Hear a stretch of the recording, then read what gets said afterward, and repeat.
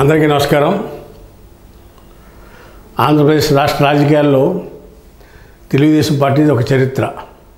ఈ పార్టీలో తిరువూరు నుంచి ఎమ్మెల్యే గెలిచిన కొలికలపూడి శ్రీనివాస్ అనే వ్యక్తి తెలుగుదేశం పార్టీలో తలనొప్పిగా తయారయ్యాడు.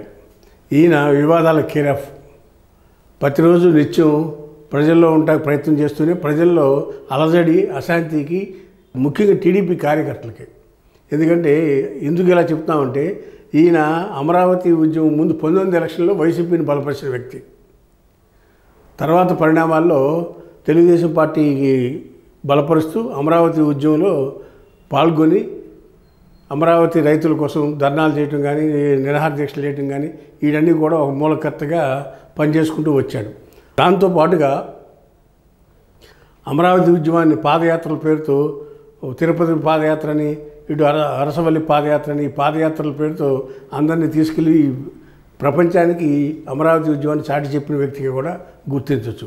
అంతేకాకుండా కమ్మవారిని భుజాన్ని వేసుకుని కమ్మవాళ్ళ యొక్క చరిత్రని, కమ్మవాళ్ళ గొప్పతనాన్ని గురించి కూడా అనేక సందర్భాలు, అనేక వేదికల మీద మాట్లాడుతూ చంద్రబాబు నాయుడు దృష్టిలో పడ్డాడు ఈ కొలికలపూడి శ్రీనివాసరావు. పడ్డాడు కదా. అక్కడి నుంచి తెలుగుదేశం పార్టీలో చేరి తెలుగుదేశం పార్టీలో ఎమ్మెల్యే టికెట్ కోసం తిరువూరు నుంచి పోరాటం చేశాడు.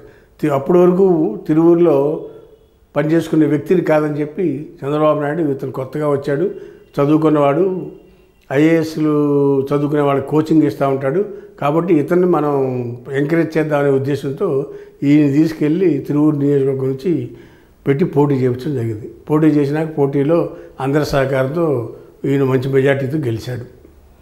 ఇలాంటి వ్యక్తి గెలిచిన రోజు నుంచి బిల్డింగ్లు ఆక్యుపై చేసుకున్నారు, వాటిని పగలగొట్టాలని చెప్పి వెళ్ళి రోడ్డు మీద కుర్చీ వేసి కూర్చుని ఆ బిల్డింగ్ పగలగొట్టమని, ఇట్లాగే అనేక విషయాల్లో వివాదాలకి కేరా పట్టర్స్గా మారాడు ఈ కొలికలపూడి శ్రీనివాస్.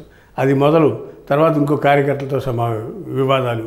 ఇవాళ రమేష్ రెడ్డి అనే తెలుగుదేశం మాజీ మార్కెట్ యార్డ్ చైర్మన్ విషయంలో మళ్ళా సమస్య, ఆయనన్నా సస్పెండ్ చేయాలి, లేకపోతే నేను పార్టీ రాజీనామా చేస్తానని మాట్లాడటం జరిగింది. దీని మీద తెలుగుదేశం పార్టీ ఒక 3-man కమిటీని కమిటీ చేశారు. ఆ కమిటీ రిపోర్ట్ వచ్చినాక ఏం చేయాలి ఏంటి అని ఆలోచిస్తారు. లేకపోతే 2 రోజులు నేనే రాజీనామా చేస్తాను. ఈయన రాజీనామా చేస్తే పార్టీ తలనొప్పి తగ్గిపోయినట్టే. 124 మంది ఒకరు పోయినా పని ఇబ్బంది లేదు. కానీ ప్రతిసారి పార్టీని బ్లాక్మెయిల్ చేసే విధంగా వ్యవహరించడం అనేది తెలుగుదేశం పార్టీ హైకమాండ్ కూడా తనకి ఏదైనా కొన్ని సమస్యలు ఉన్నట్టయితే, కార్యకర్తలతో కానీ నాయకులతో కానీ సమస్యలు ఉన్నట్టయితే అధినేత వెళ్ళి చెప్పుకుని పరిష్కరించుకోమని చంద్రబాబు నాయుడు అనేక సందర్భాల్లో చెప్పాడు. అయినా కానీ ఈయన స్పీడ్గా ప్రజల్లో స్టేట్మెంట్ ఇవ్వటం, పత్రికల్లో స్టేట్మెంట్ ఇవ్వటం, పబ్లిక్లో మాట్లాడేసేసి ఇది చేయకపోతే నేను పార్టీ రిజైన్ చేస్తా అంటాం పొరపాటుగా అయిపోయింది ఈ కొలికలపూడి శ్రీనివాస్ గారికి. అయితే ఇప్పుడున్న పరిస్థితి ఏంటంటే 2 రోజులు డెడ్ లైన్ పెట్టాడు ఈయన. పార్టీ ఒక 3-man కమిటీని వేసింది. మరి పార్టీ కమిటీ వచ్చే రిపోర్ట్ వరకు ఆగుతారా, ఆయనంతకు ఆయనే రిజైన్ చేసి పార్టీ నుంచి బయటికి వెళ్తాడా అనేది మనకు ముందున్న సమస్య. అయితే చంద్రబాబు నాయుడు మనస్తత్వాన్ని బట్టి తొందరగా తేల్చే మనిషి కాదు కాబట్టి ఆయన తొందరగా తేల్చడు. ఈయన ఆవేశపడి రాజీనామా చేస్తే ఆయన రాజీనామా చేసి బయటికి వెళ్ళాలి. అదేవిధంగా ఆయన రాజీనామా చేసి బయటికి వెళ్తే మరో జీవీ రెడ్డి ఇలాగా అవుతాడు తప్పితే బెనిఫిట్ పొందేది లేదు. తెలివిగా లౌక్యంగా వెళ్ళాడైతే కనుక పార్టీలో ఉండే సమస్య పరిష్కరించుకునే విధంగా చంద్రబాబు నాయుడు దగ్గరికి పార్టీ చేసిన 3-man కమిటీ దగ్గరికి వెళ్ళి పరిష్కరించుకుంటే మంచిది. అందుకే చంద్రబాబు నాయుడు గతంలో కూడా ఈయన మీద పదే ఇబ్బందులు వస్తూ ఉంటే వరలరామయ్య గారితో కూడా గతంలో వరలరామయ్య గారు ఫోన్ చేస్తే కూడా ఆయన ఫోన్ని ఆన్లో పెట్టి మీడియా సమావేశాలు ఓపెన్ చేశాడు.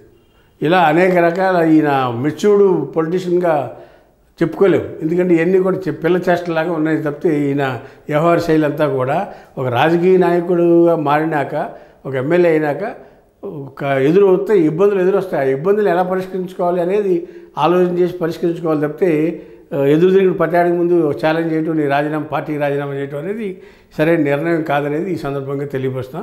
వేచి చూద్దాం. కొలికలపూడి శ్రీనివాసు ఆయన రాజీనామా చేస్తాడా, పార్టీ సస్పెండ్ చేస్తుందా, లేదా ఇద్దరు కలిపి రాజీ పడతారనేది త్వరలోనే మనకి ఉగాదిలోపు తెలిసిపోతుందని ఈ సందర్భంగా తెలియపరుస్తూ ఉన్నాం.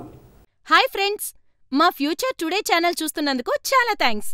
మరిన్ని లేటెస్ట్ వీడియోస్ కోసం వెంటనే సబ్స్క్రైబ్ చేయండి. అలాగే ఈ బెల్ ని కూడా రింగ్ చేసేయండి. మా లేటెస్ట్ వీడియోస్ నోటిఫికేషన్స్ అన్నీ మీ మొబైల్లో వస్తాయి.